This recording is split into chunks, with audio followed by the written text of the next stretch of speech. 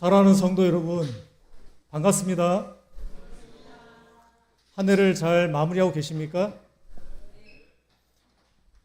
이제 오늘 그리고 다음 안식일이면은 2025년도도 얼마 남지 않은 것 같습니다. 어제 패스파인더 발표 및 보고를 들으면서 참 뿌듯했습니다. 우리 대원들이 참 많이 성장을 했고 더불어서 교사들도 많이 성장을 했다라는 것을 볼 수 있는 귀한 시간이었습니다. 그리고 또 안시아키 시간을 통하여서 선교 보고 및 대회를 통해서 한 해를 정리할 수 있는 귀한 기회를 주신 하나님께 참으로 감사를 드렸습니다. 제가 마지막에 보여드린 그 영상 속에 사진들 모음 속에 여러분들의 모습도 있지만은 우리가 1년 동안 만났던 많은 그 VIP들도 그 안에 계신 것을 발견하셨습니까? 그분들과 함께 1년을 보낼 수 있도록 하나님께서 또 특별한 섭리로 저희들을 사용하여 주시고 또 특별히 이제 앞에 불도 반짝이고 또 꽃도 이렇게 아름답게 장식이 되어 있는 것을 볼 때 이 모든 것들이 다 소망 되시는 예수 그리스도가 있기 때문에 참 기쁨이 넘치는 시간이며 보고라는 생각이 들었습니다. 오늘 말씀의 제목은 소망의 물고기입니다. 소망의 물고기는 무엇입니까? 예수를 신실하게 믿는 자들이 가진 징표였습니다. 사망에서 회복된 징표였습니다. 이 소망의 물고기는 많은 그리스도인들을 준비시키고 어려운 가운데서 살려내는 하나님의 놀라운 사랑의 징표였습니다. 기독교가 부흥을 경험하는 가운데 로마는 황제를 신으로 인정하지 않는 그리스도인들을 박해하기 시작을 했습니다. 그리고 그리스도인들은 어디로 숨었을까요? 지하로 숨기 시작을 했습니다. 그들이 숨은 곳은 지하 동굴이었고 서로가 서로를 확인하기 위해 만든 표시가 물고기였습니다. 대충 어떻게 그리면 될까요? 이렇게 그리면 됩니다. 이렇게 그리면은 뭐가 되죠? 물고기가 됩니다. 그들이 숨어 있는 곳에 로마 군인들이 신분을 숨기고 들어왔을 때 서로를 확인할 수 있는 방법은 바로 이것이었습니다. 이 무한대가 아니고 이렇게 약간 그러니까 살짝 이렇게 이게 물고기. 자, 이렇게 소망의 물고기는 그리스도인들에게 참으로 중요한 징표였습니다.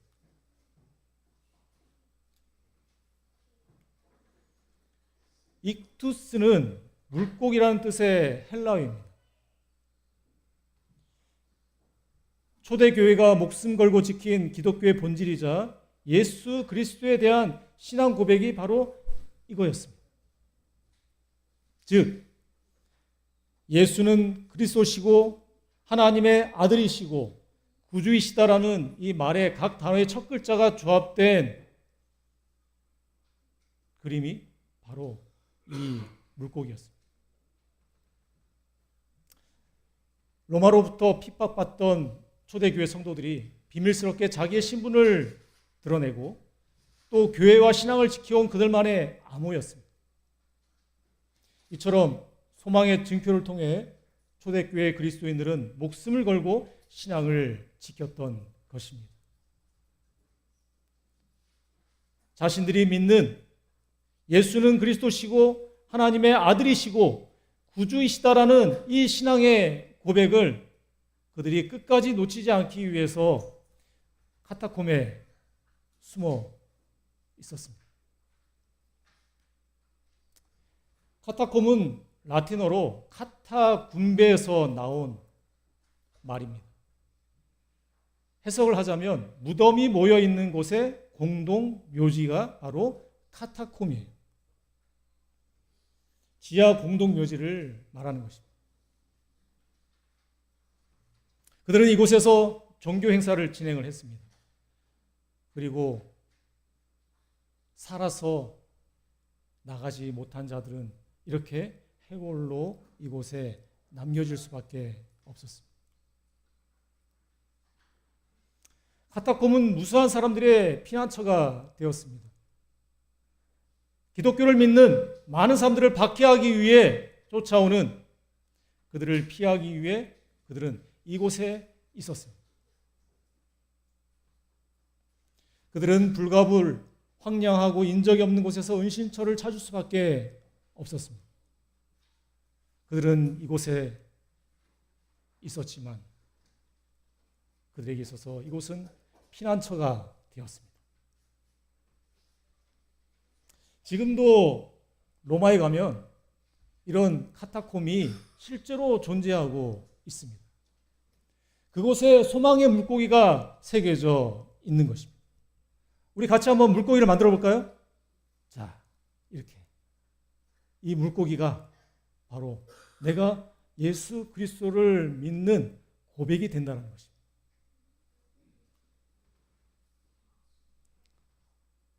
놀라운 사실은요, 이들이 지하 동굴에 숨어 있었지만 한마디의 불평도 입 밖에 내지를 않았다는 것입니다.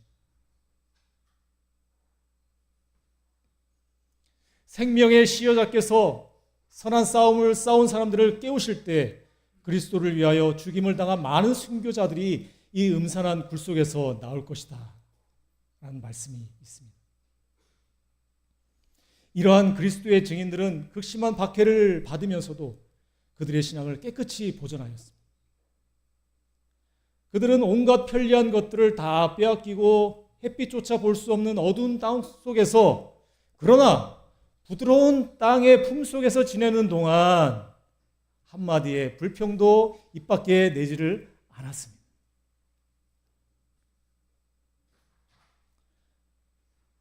이 한 해를 보내면서 혹시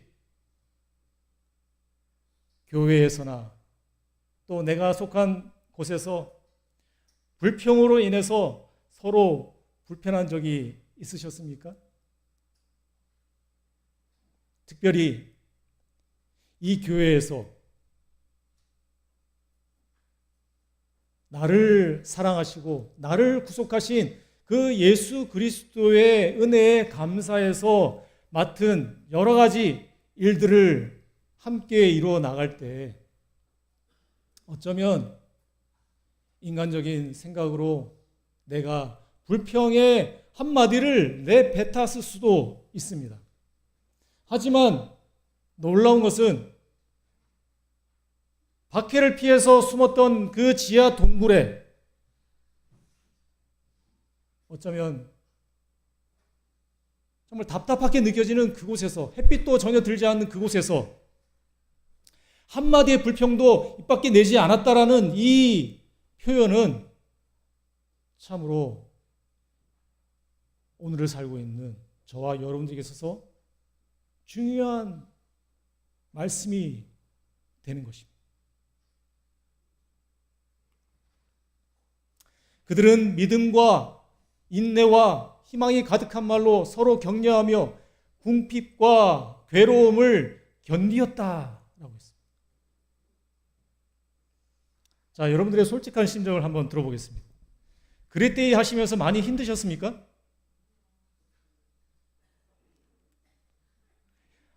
불평 한마디도 안 하신 분?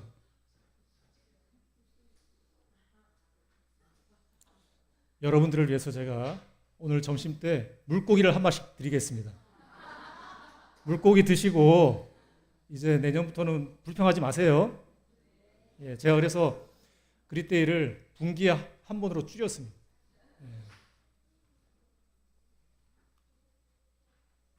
많은 사람들은 옛적의 하나님의 종들처럼 더 좋은 부활을 얻고자 하여 악형을 받되 구차히 면하지 아니하였다고 했습니다. 예수님은 부활하셨습니다. 그리고 우리의 소망이 되셨습니다. 그리스도를 인하여 핍박을 받을 때라도 기뻐하며 즐거워할 수 있는 저와 여러분들이 되셔야 하는 것입니다. 왜냐하면 하늘에서 그 상이 크기 때문에 그렇습니다. 나뿐만 아니라 내 앞에 있던 모든 믿음의 노족들과 선지자들 역시 핍박을 받았다는 것입니다. 그렇지만 그들에게 있어서 가장 중요한 소망은 바로 부활이요 생명 대신 예수 그리스도가 바로 십자가를 다시 한번 이 시간 저와 여러분들에게 허락하셨다는 사실을 결코 잊지 마시기를 간절히 바랍니다.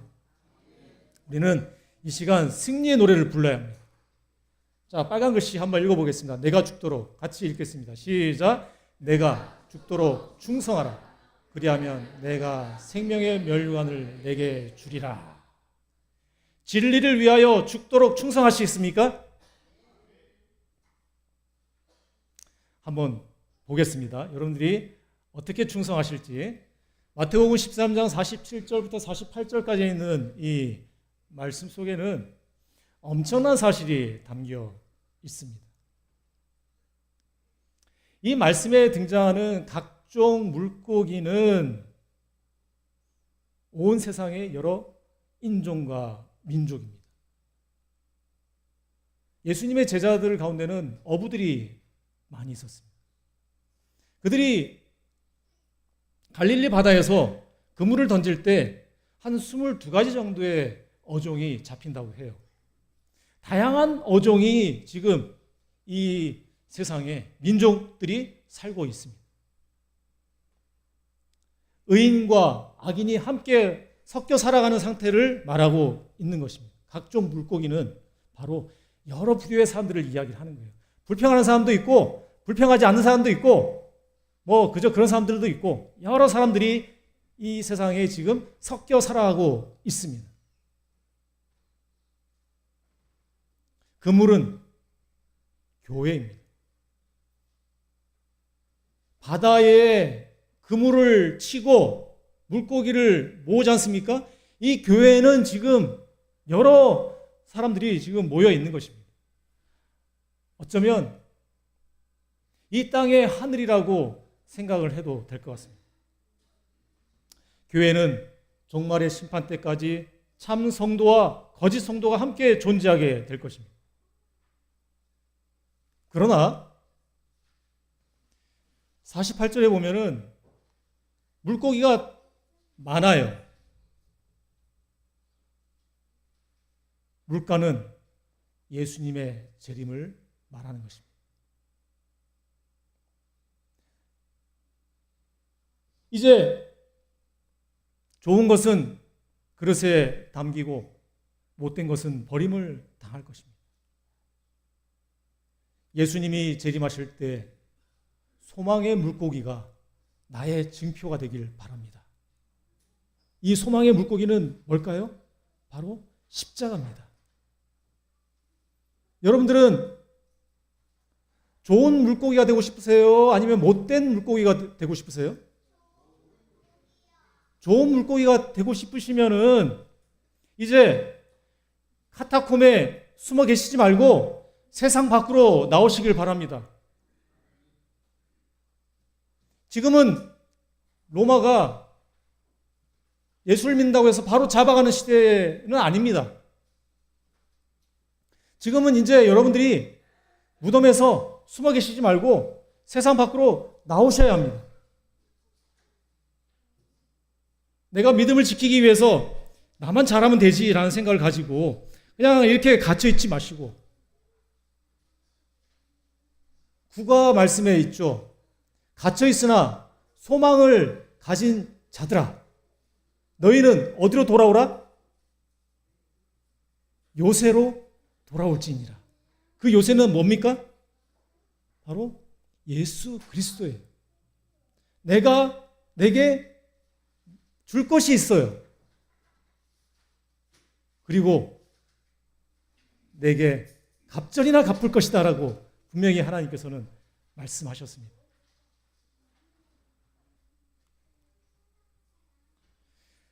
그릿에 대해서 다시 한번 설명을 드리자면, 한글로 그릿이 있고 영어로 그릿이 있어요. 제가 그릿 센터라고 이렇게 명명을 해놓았지 않습니까? 여러분들이 오늘 받으신 그 재직 명단에 그릿 센터장이 누구라고 되어 있습니까? 예, 제가 그릿 센터장입니다. 그릿은 뭘까? 세상과 구별되는 곳입니다. 그렇지만 그곳에서 예수의 마음이 회복되는 곳이 또 그릿 센터가 되는 것입니다. 이제는 좀 더 밖으로 지경을 넓혀야 하는 것입니다. 그릿 시내가에서 이제 내년에는 그릿 센터로 좀 더 확장된 모습으로 세상을 향해 나아갈 것입니다. 이제는 무덤에서 밖으로 나와야 하는 것입니다. 더 이상 카타콤에 숨어 있을 필요가 없습니다. 예수님은 무덤에서 밖으로 나오셔서 세상을 향해 이렇게 외치셨습니다. 마태복음 16장 15절, 또 이르시되 너희는 온 천하에 다니며 만민에게 무엇을 전파하라? 복음을 전파하라.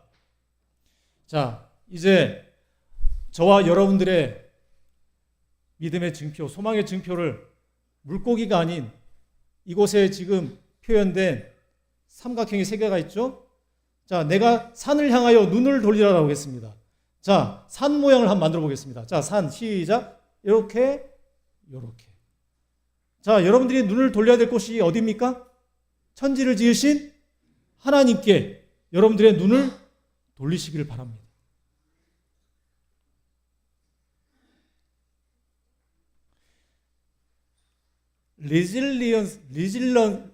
이 발음이 이상해요. 예? 리질리언스? 이 단어의 뜻이 회복 탄력성이에요. 자, 그것을 중심으로 제가 말씀을 드리겠습니다. 예수님은 감람산에서 제자들에게 마지막 사명을 주셨습니다. 그게 뭐냐면은 바로 너희는 가서 모든 족속을 가르치라라는 것입니다. 그리고 온 천하에 다니며 만민에게 복음을 전파하라는 것이었습니다. 자, 복음은 뭘까요? 자, 복음은 회복의 기별입니다.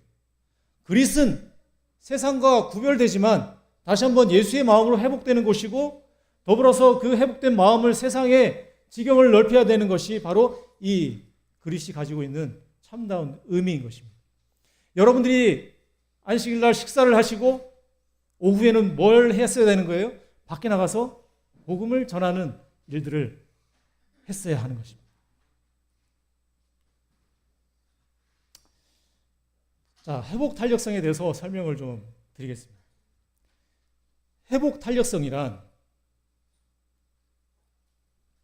우리에게 진짜 힘은 성공에서 오는 것이 아니라 실패 앞에서도 두려워하지 않고 마음을 지키는 데 있다라고 하는데요. 넘어져도 다시 일어설 수 있는 힘, 바로 회복 탄력성이라고 합니다. 다시 말해서 내가 도저히 이 일을 할 수가 없어라고 자포자기를 했지만, 이제 예수님이 십자가에 달려 돌아가셨고 지금 내 눈에 보이지 않기 때문에 제자들은 더 이상 희망이 없는 가운데 예수께서는 부활을 통해 축복의 경험을 이 제자들에게 허락해 주셨습니다. 다시 말해서 제자들에게 닥친 온갖 역경과 어려움이 오히려 그들에게는 새로운 소망이 되었다는 것입니다. 어쩌면 제자들의 눈에는 예수 그리스도가 그들에게 있어서 어떤 인간적인 욕심을 채울 수 있는 분으로만 생각을 했는지 모르겠습니다. 하지만 이제는 새로운 국면으로 접어든 것입니다. 예수님이 십자가에 달리시고 주의 사업이 실패한 듯이 보였습니다. 하지만 예수님은 부활을 통해서, 죽음을 통해서 부활을 이 제자들에게 보이시고 다시 살아나셨음을 나타내셨습니다. 자, 예수를 만난 사도들의 특징이 있습니다. 예수를 만난 사도들 중에 대표적인 두 사람을 꼽으라고 한다면 베드로와 바울이라고 이야기를 할 수 있을 것 같아요. 왜냐하면 이들은 회복이 필요한 사람들이었어요. 이들은 실패와 아픔을 경험한 대표적인 사람들이었어요. 베드로는 결정적으로 예수님을 부인한 사람이었어요. 바울은 원래 예수를 믿는 자들을 핍박하고 죽이던 자였습니다. 하지만 하나님은 그들을 통해 큰 일들을 이루셨습니다. 어떻게 해서 그들의 모습이 바뀔 수 있었을까요? 그들은 예수님의 부활을 통하여서 그들의 삶이 바뀌게 되었습니다. 그들에게 있었던 그 역경은 오히려 성공과 도약의 디딤돌이 될 수 있었습니다. 예수의 죽으심이 지금 나를 살릴 수 있다라는 소망으로 다시 한번 저와 여러분들의 삶을 저 하늘까지 이끌 수 있는 귀한 축복을 경험하실 수 있는 우리 모두가 되시기를 간절히 축원합니다. 그러기 위해서는 내 자아가 죽어야 돼요. 어떻게 회복 탄력성을 경험할 수 있을까요? 전혀 가능성이 없다는 것을 내 스스로가 경험을 해야 돼요. 도무지 감당할 수 없는 이 일들을 제가 어떻게 해야 되겠습니까? 그럴지라도 포기하지 마시고 다시 한번 예수님께서 저와 여러분들에게 허락하신 그 회복의 경험을 다시 한번 하실 수 있는 그런 일들을 꼭 하시기를 바랍니다. 내 자아가 죽고 예수님이 내 안에 살아계심을 고백할 수 있는 말씀을 같이 한번 읽어보도록 하겠습니다. 형제들아, 시작. 형제들아, 내가 그리스도 예수 우리 주 안에서 가진 바 너희에 대한 나의 자랑을 두고 단언하노니 나는 날마다 죽노라. 여러분, 하늘에 가려면 어떻게 해야 되겠습니까? 죽는 경험을 하셔야 돼요. 반드시 죽는 경험을 하셔야 돼요. 나는 끝까지 안 죽을 거야 이렇게 해서는 안 되는 거예요. 반드시 한 번은 죽어야 돼요. 어떤 식으로든 이제 죽어야 돼요. 성령 하나님이 나의 삶을 주장하게 될 때 나는 어떻게 될까요? 신앙을 행복하고 즐겁게 할 수 있다는 것을 잊지 마시길 바랍니다. 내가 비록 십자가의 경험을 통해 내 자아가 죽지만 성령 하나님께서 예수 그리스도를 십자가로 이끄시고 원하는 것입니다. 여러분들이 웃는 모습을 볼 때 저는 어떤 힘든 일이 있다 할지라도 견딜 각오가 되어 있습니다. 여러분들이 웃는 그날까지 목숨을 다 바쳐서 또 2026년에도 기회가 주어진다면 열심히 주의 복음 사업을 위해서 함께 여러분들과 열심히 복음을 전하는 일에 협력할 것을 다시 한번 다짐합니다. 여러분들도 그러한 마음을 가지시고 저를 또 믿고 따라와 주시면 정말 놀라운 경험들을, 회복의 경험들을 하실 수 있을 거라고 저는 분명히 확신합니다. 우리가 살면서 겪을 수 있는 여러 역경 중에서 최악의 경우에는 어떤 것들이 있을까요? 지금 여러분들은 사실 사지가 다 있고 문제되는 것이 크게 없어요. 교수님은 미국 MIT의 우주홀 해양연구소하고 한국해양연구원에서 연구원 생활을 하셨고요. 그리고 2003년부터 서울대학교 지구환경과학부에서 교수로 일을 하고 계시죠. 2006년에 불의의 교통사고로 목 아래가 마비되셨지만 6개월 만에 강단에 복귀를 하셔서 한국의 스티븐 호킹, 한국의 크리스토퍼 리브 이런 별명을 얻으셨는데요. 잘 알려진 것처럼 스티븐 호킹은 루게릭병으로 전신이 마비된 천재 물리학자고요. 크리스토퍼 리브는 우리가 아는 그 슈퍼맨의 그 주연 배우입니까? 네. 자, 이분이 0.1g의 희망이라는 책을 저술을 했습니다. 이 책을 보면은 사실은 이분이 가지고 있는 어떤 지식을 이 책에 많이 담아놨는데 왜 제목이 0.1g의 희망일까? 어떤 사람이 이 책을 평가하면서 이렇게 표현을 해놓았습니다. 깃털만한 희망이라도 있으면 일어서라. 지금 나에게는 다른 사람이 알지 못하는 어떤 실패와 역경이 분명히 있을 것입니다. 그렇다 할지라도 지금 저와 여러분들에게 있어서 0.1g의 희망이 아니라 아예 그냥 희망이 없다라고 생각이 드는 이 순간이라 할지라도 예수님께서는 결코 저와 여러분들을 놓지 않으시고 끝까지 붙잡으시며 소망으로 이끄신다는 사실을 결코 잊지 마시기를 바랍니다. 우리 교회가 그러한 사역을 잘 이루어 나갔으면 참 좋겠습니다. 그러기 위해서는 나를 좀 잘 조절을 하셔야 될 것 같아요. 불안을 줄이고 긍정적 사고를 좀 키우시면 좋겠습니다. 그리고 깊은 인간관계는 곧 회복 탄력성의 탄탄한 기초가 된다는 것입니다. 서로 소통할 수 있는 그런 일들을 자주 하시면 참 좋겠습니다. 더불어서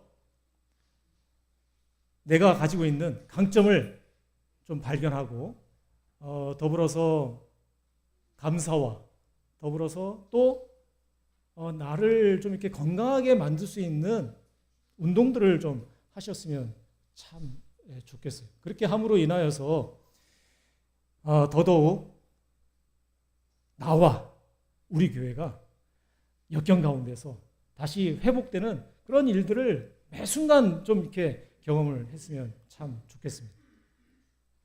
자, 이야기 하나를 하고 마치겠습니다.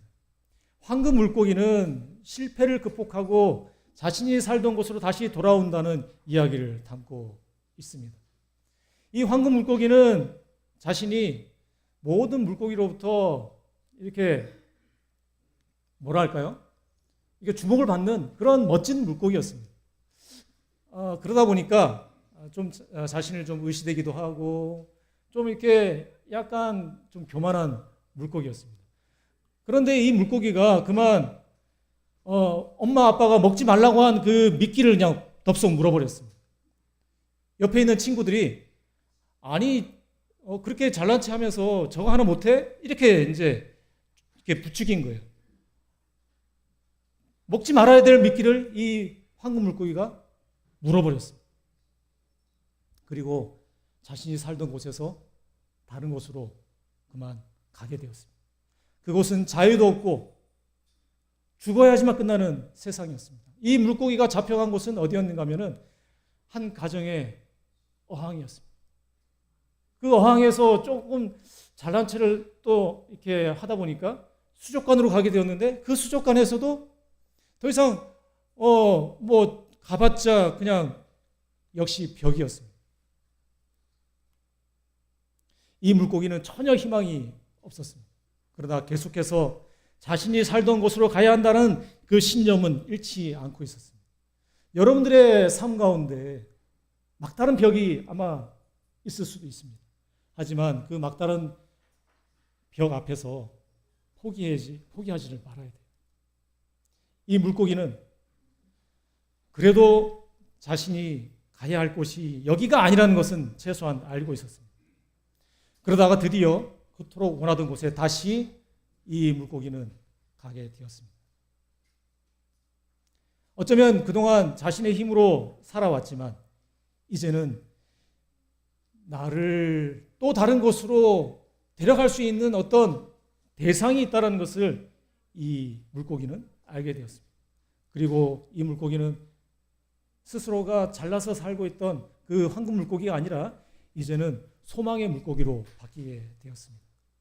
여러분들도 소망 대신 예수 그리스도를 통해 이 안식일에 주시는 그 귀한 회복을 경험하실 수 있는 저와 여러분들이 되시기를 간절히 소망합니다. 이 땅에서 내가 누릴 수 있는 것은 너무나 한정적입니다. 하지만 우리의 소망은 어디에 있습니까? 이 땅에 있습니까? 하늘에 있습니까? 하늘에 있죠. 그렇기 때문에 이 땅에서 내가 하늘에 가야 될 사람이라는 그 어떤 신념을 잊지 마시고 반드시 예수님께서는 저와 여러분들을 데리러 이 땅에 오시겠다라고 약속을 하셨고 그 예수님을 꼭 만나실 수 있는 저와 여러분들이 되시기를 간절히 소망하면서 말씀을 마치겠습니다.